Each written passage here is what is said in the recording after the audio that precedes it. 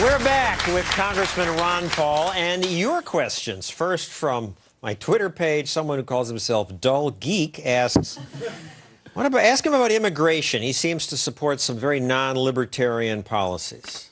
Well, I don't think I can answer the whole question there because there's a whole chapter in my book on immigration.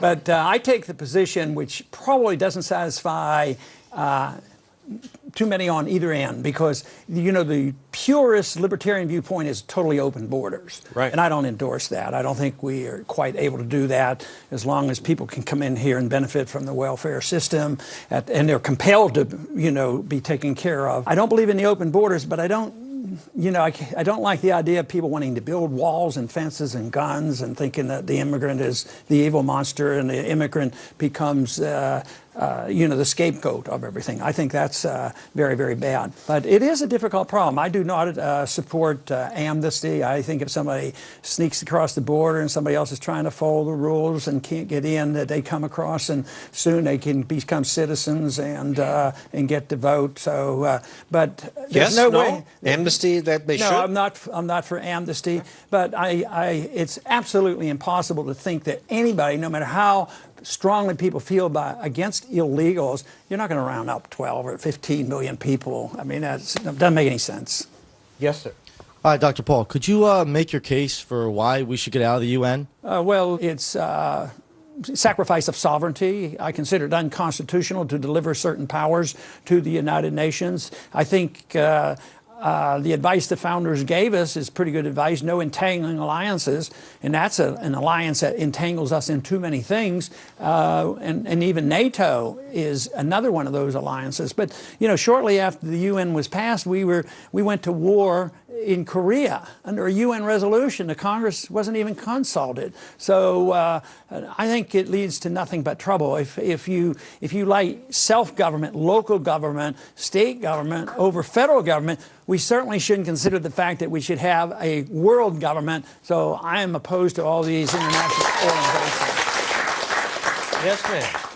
Hi, what is your take on the too big to fails? Because it seems pretty obvious that they're in need of an intervention and they kind of have a money and power addiction. What do you say? Too big to fail. No, too big to fail is just a scare tactic for the big guys to get taken care of. So they say the world will come to end if General Motors would go bankrupt, so they get bailed out. Well, the truth is there were some good values to General Motors, and they should have gone through bankruptcy, and the good parts taken, and they should have been revamped. What about the banks? We were told that if they don't bail them out, the whole system will collapse. Well, that's what they're working on, what they did. They bailed out, and the whole system will collapse because it depended on the creation of $3.3 trillion by the Federal Reserve, and certain people got taken care of, but it brought on this horrendous recession. So yes, it's failed, but they tend to think we were too big to fail, we bailed them out, and everything seems to be okay. But I think the American people know everything is not quite okay. From my Facebook page, Dick Booth asks, how are your views on gay marriage and abortion different from Jerry Falwell's? I don't know whether I can cite exactly what Jerry Falwell believed in, but well, he's against gay marriage and abortion. I think this argument about what is marriage and who can get married and to whom, I think in a free society it becomes totally irrelevant. I think the state, national, everybody should just be out of it. If somebody wants to call themselves married, fine. But nobody has a right to impose their values on somebody else, and that would be the solution. But there could be marriage, and you could get married in church or whatever. And I think the fact that the government gives us a license. Why do we have to get a license to get married? How about abortion? Should it be legal? Abortion is tougher on how to handle it. I think the federal government should be out of it. I think it's atrocious, the fact that the federal government will transfer funds from people who believe strongly in right to life and give it to people to do abortions. I personally find abortions very offensive because I was responsible for protecting the unborn, and if I didn't do the right thing and an unborn child was injured, I could be sued, and I think rightfully so. And to explain your answer, you are an obstetrician, and Jeremy asks, do you remember the feeling you had first time you delivered a baby? Yes, I remember the feeling the mother had. Now, I think the first time was that I was pretty frightened about what was going on. But then after a while, I learned how to do it and delivered 4,000 babies.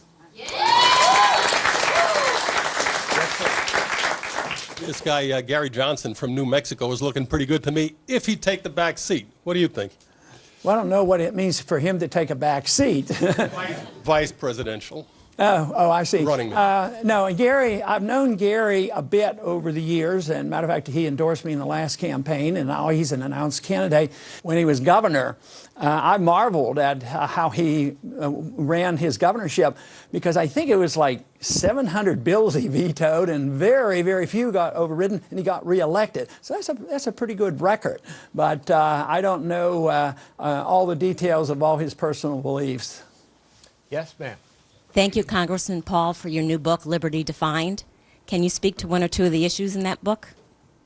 I want to speak to the one. Is she your publicist? What are some of the issues in Liberty Defined? Okay, there are 50 different issues, so I can't list all 50.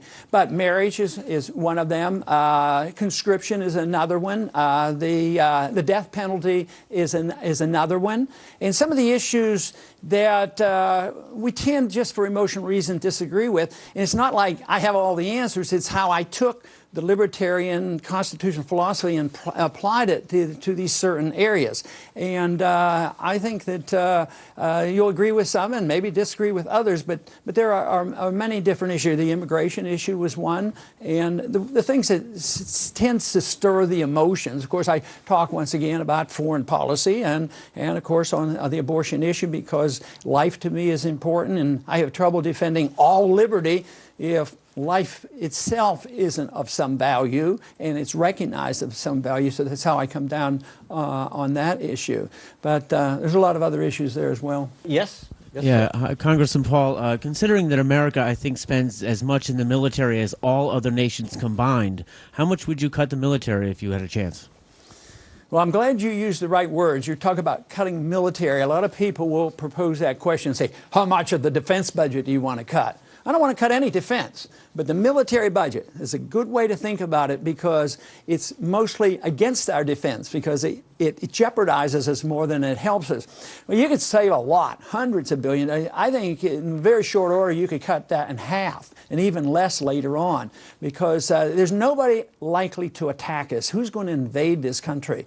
And if we had a different foreign policy, I don't think we have to decide that we have to kill everybody who says they're a Taliban member, that we have to go and kill them. But people did attack us on September 11th. They did, and they all died too. If you understand this and why it happened, it is related to the foreign policy. Bin Laden was very clear at that time on what he was trying to get us to do. His goal was to drag us into prolonged military actions in the Middle East and spread our military around. Also to bankrupt our country, because we would be spending so much money on it, and also to create dissent among the American people. So I think our foreign policy is something nobody wants to look to themselves and say, you know, maybe we're responsible for a little bit, you know, but if it's true, we shouldn't be afraid of that. I think what we should be afraid of is hiding from the truth, and we've done too much of that. Dr. Paul, thank you very much for coming today. Next, the worst show on television. Do you know what that is? Here's a hint. I guarantee you've seen it.